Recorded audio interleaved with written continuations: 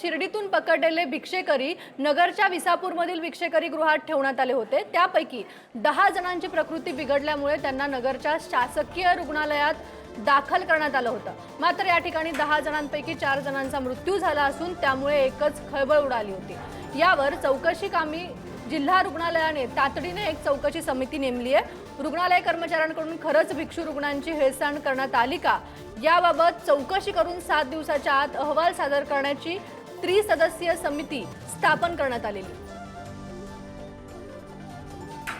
नेमकं कशामुळे मृत्यू झाला, त्याच्यामध्ये कुणाकडून काही दिरंगाई झाली का, प्रशासनाकडून काही दिरंगाई झाली का, किंवा हॉस्पिटलला जे आपले कर्मचारी आहेत त्यांच्याकडून काही दिरंगाई झाली का, डॉक्टरांकडून काही दिरंगाई झाली का, या संदर्भात चौकशी करण्यासाठी चौकशी समिती नेमलेली आहे आणि चौकशी अहवाल त्याचा 7 दिवसात येणे अपेक्षित आहे।